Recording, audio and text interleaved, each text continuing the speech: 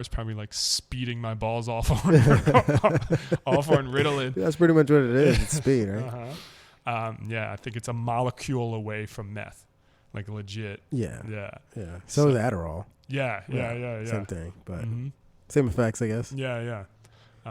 So yeah, I was with my grandmom until I was 8, and then my mom met my stepdad. Thank God for him, and he like basically saved her life. Now that I like learned more about my family, and we moved back with her. Lived right down the street from the block on Tacony? Yeah, on Tarsdale Avenue. Okay, there you go. 7045 Tarsdale in Princeton. Yeah. Nice.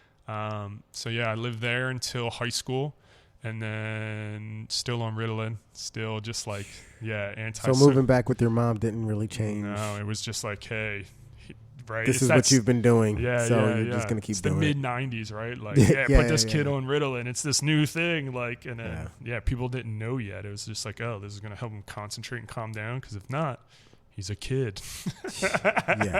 He's bouncing off the walls like a kid. Like, hey, this kid can't sit in a classroom and pay attention to things that aren't interesting to him. Exactly, right.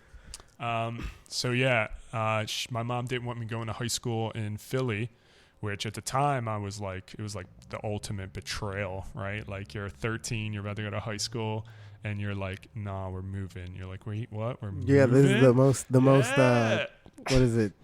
Critical times in your life, especially going through puberty, popularity, all that stuff. Exactly. So we moved out. Oh, no. Yeah, we moved out by the airport in Delaware County, and I went to high school there. And that's when I got off Ritalin. And once I got off Ritalin, then it was just like, it's just so hard to, like, your brain is always speeding, right? If you're on Ritalin from 4 to 12. So now when you're off of the Ritalin, your brain is still speeding, but I'm slowly becoming aware that my brain is speeding. Like before, you don't notice it. Yeah. Right. You're just like this. This part of life. Yeah. And I was 4, so I was like, this is just how brains work. But now I'm off, and I'm like overthinking. Like I can't have conversations with people. Like crazy, crippling social anxiety. Like what do they think about me? What do they think about me? What do they like?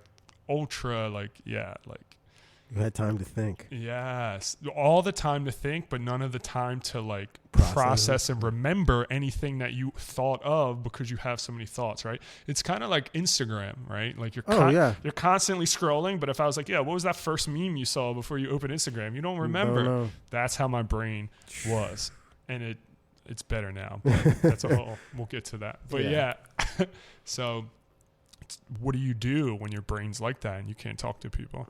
What would you do? I'd probably become a recluse and not talk to anybody and just be to myself all the time. Yeah. I think that would have happened to me, but now reflecting back on it, since I've had like the abandonment issues, right? Like dad wasn't there, mom got rid of us, now I'm back, dad's still with other part of the family I don't understand. I think it's about me because I'm a kid. The world revolves around you. Yeah, exactly. So to me, I still wanted everyone to love me, and like I wanted to be accepted. So the quickest way to do that in high school is to drink alcohol. We're the kids who drink alcohol. Yep. Set you up for all types of destructive behaviors. Yes. Well, when I drank the alcohol, my brain slowed down. Oh, there you go. So like I was like, oh wow, like I have a personality, like people are laughing at things that I say, and I like, but then you're also drinking alcohol, so you're not really learning because you're not remembering.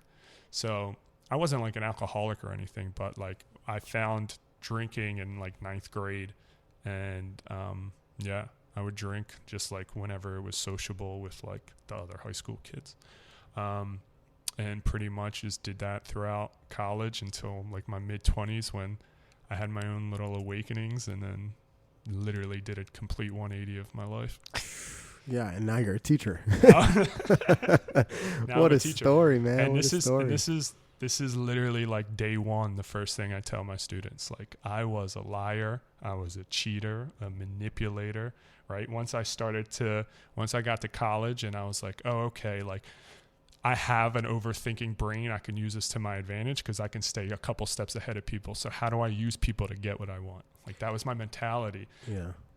Also, because when you take now that I like researched it, and you take Ritalin, it also like blocks the emotional side and you being able to feel. Oh, so, like, so you're not empathetic. Exactly. Yeah. Like I have no empathy yet. Oh, yeah. This is a psycho. You yes, become a psycho. No, I was getting close to the like that sociopath status where I was like, yeah, I can like do anything. And then it just all caught up with me, and then I did. So what, if you don't mind sharing, what was that aha moment that like I need to turn everything around, and what was that in your life that clicked for you?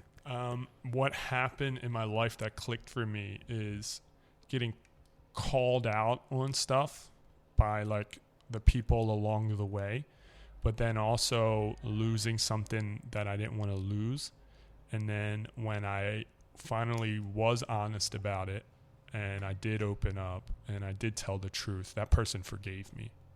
And that forgiveness kind of filled that hole that I had in me my whole life, where I was like, I just want to be loved, and like I don't deserve to be loved, like the abandonment, that filled that, like, oh, you do deserve to be loved. And this is what love actually really feels like, and you've never felt it your whole life. And like no one ever said like I love you growing up. Like I introduced that to my family to say I love you, and still to this day they're like, love you too. Like, uncomfortable about it. That's crazy that you didn't have that empathetic feeling because of the prescriptions that you were on, and it took somebody to show you and give you that like they showed you empathy and they gave you that feeling for it to click. That's amazing. Yeah. The drugs and just the family. Like my grandma never said it. My mom never said it. I didn't really develop a relationship with my dad really till like post high school. But even all three of them people, like I was the first to be like, I love you. And it was just, even my older brother, my younger brother, like it's still in our family line. But that's why we notice it, right? Like we're the people that are supposed to stop it. And that's what I always tell my students, right? How do you turn your trauma, your pain into your passion? And now how do you become what you always wanted when you were going through that pain? And what I always wanted was a mentor, an older brother, someone to care about me, show me how to do things and love me. So you became those things. That's honorable. I love that about you. Yeah, that's good on you. Thanks. I'm trying. And you saying like the first thing I tell my students is kind of your mess ups, the things that got you to basically where you are today, but that not only that transparency, but you being authentic is so big, because just like, we were talking about Instagram, everything is a facade. There's this show that everybody's trying to put on, this life that people aren't really living, but that's what we see.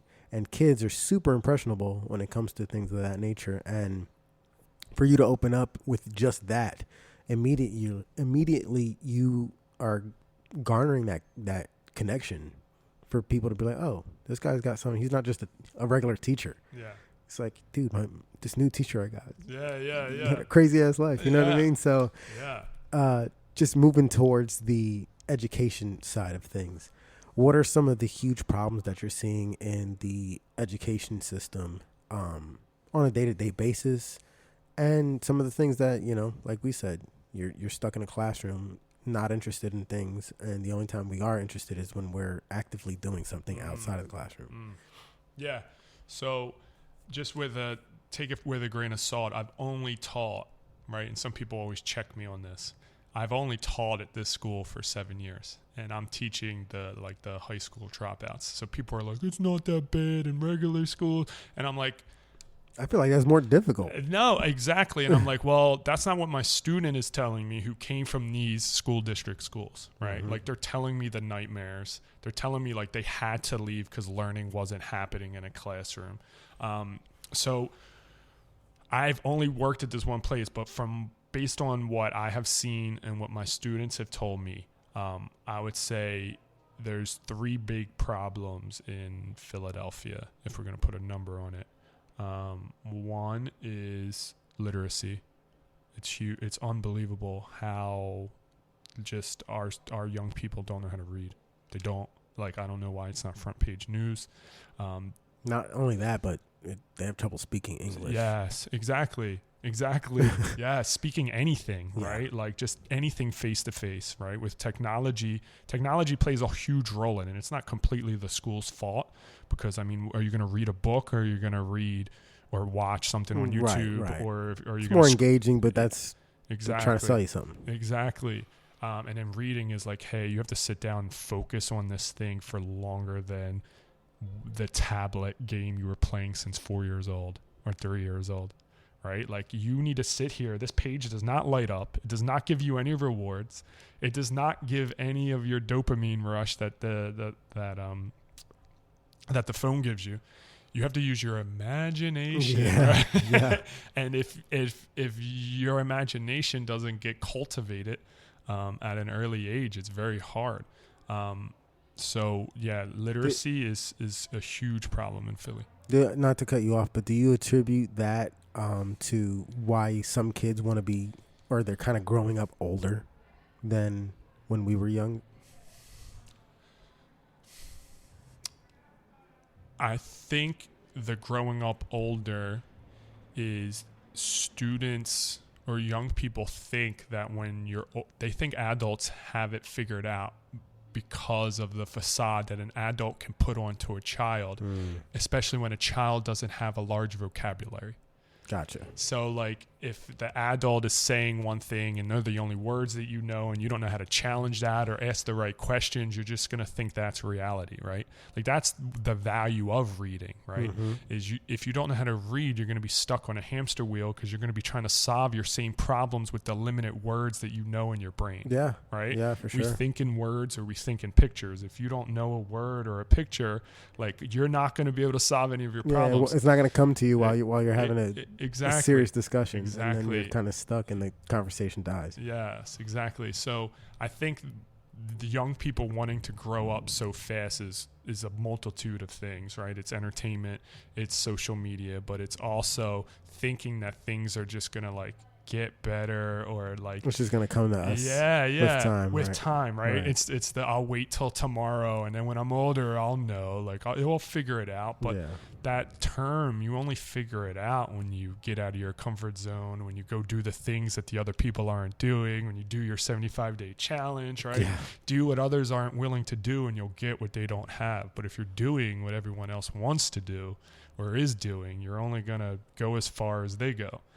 So, but it's very hard because reading is just one of the things, right? Then you have the trauma, you have the parents, and another Puerto Rican culture. You're not allowed out of your house because your mom thinks you're going to get kidnapped all the time. Yeah, for sure. You're not allowed to go anywhere. So like you're stuck in the house, right? There's fear if your parents watch the news and they're like, you're not going outside, you're not doing this. All right. So if we're not learning through reading, we're not learning through going outside and playing, what am I learning from? Yeah. You're stuck. You're stuck with PlayStations and tablets and screens, and that's why the attention span's shorter. That's why reading is harder. ADHD's going up. Yes, it's all of those things, and I feel like there's some point in our lifetime there's going to be some sort of like restriction on screens. There's going to have to be. I mean, they're already implementing it in parental controls. Yeah, parental controls, or even like for people who have zero self-control, you can limit your own screen time. Yes, exactly. I mean, I'm sure people do that and then circumvent it by just going like, ignore, I've been there. And that's what I think, that's problem number 2, if we're going to go towards education, is that there hasn't really, and I can only speak on Philly, there hasn't really been a change of the guard to our generation being responsible for educating teens. So this is something I learned recently during COVID, but 74% of school district teachers are over the age of 55. Now, if you're over the age of 55, you were born before the internet. Yeah. So there's a huge disconnect if you're born before the internet and if you have been born and you only know the internet. And not only that, but like you said, kids are just going to have that more deep ingrained into them where it's like, this guy's old, he's just stuck in his way, so he's not going to figure out what we're into. Yeah, and they're just like, next, I need stimulation. And if you're an older teacher who's been in the district for 25, 30 years, you're just going to be like, hey, going through the motions. Exactly. And I feel like I get flack for saying this, but like that's if that is your style, like you need to go, you need to retire. That's not what the